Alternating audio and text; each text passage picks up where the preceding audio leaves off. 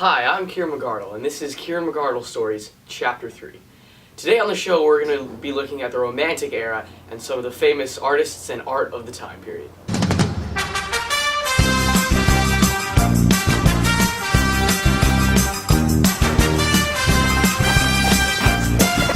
Alright, I'm filming. Just walk. Just keep walking.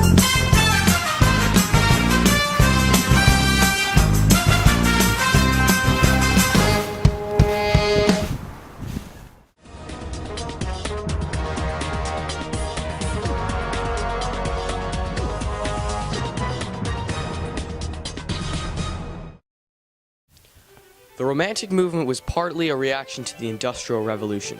It was a revolt against those social and political norms of the Age of Enlightenment, and it was a reaction against the rationalization of nature. Some of the main benefits and advances that Great Britain made during this era was that they created a whole new type of art with new techniques and things like that. Some of the main concerns of those involved with the Romantic art was that given that it was a revolutionary time period, their art was not always met with praise. It was sometimes criticized, and artists could be ridiculed for their work. So the Romantic era occurred from the late 18th century to the late 19th century.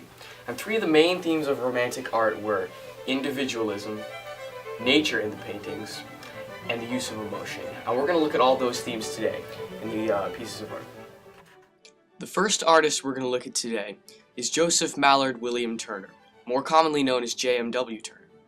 Born in 1775, he was a British Romantic-era painter famous for his watercolor and oil landscape paintings. He was known as the Painter of Light. Nature was a common Romantic-era theme, and J.M.W. Turner's paintings embodied that natural element of Romanticism.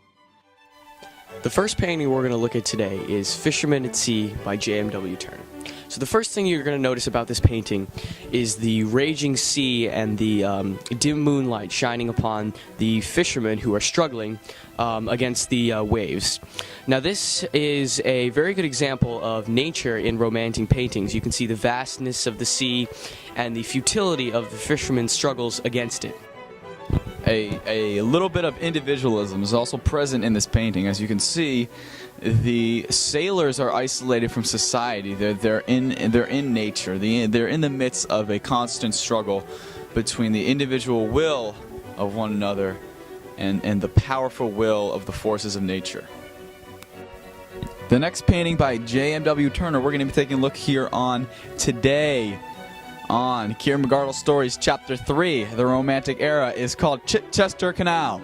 Now, Chichester Canal was painted in 1828 by J.M.W. Turner, and the work depicts the Chichester Canal in southern England. And, you know, folks, if you look closely, you can see the faint outline of a ship in the background of the canal.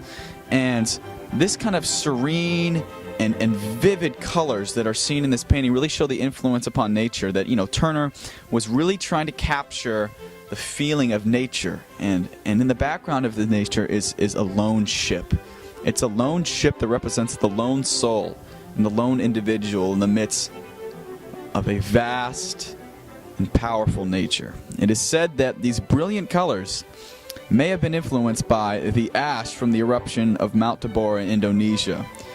And furthermore, the impact and the influence of nature on not only J.M.W. Turner, but the Romantic era is very clear in this painting.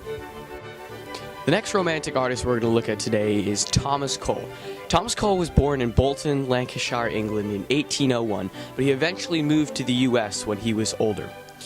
He was originally a portrait painter, but he eventually shifted to becoming a landscape painter, and that's when he really became famous. He depicted mountains in the U.S. and rivers and all kinds of landscapes, and he became very famous for it. The next painting we're going to look at today is The Savage State by Thomas Cole. Now, The Savage State is part of a 5-painting series called The Course of Empire, painted by Thomas Cole in 1833.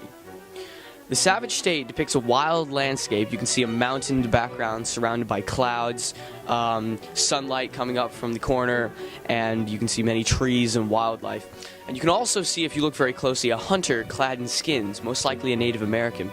Now, this is a great example of individualism, as the hunter is by himself in the vastness of nature. And let's just take a moment to look at the beauty of this painting.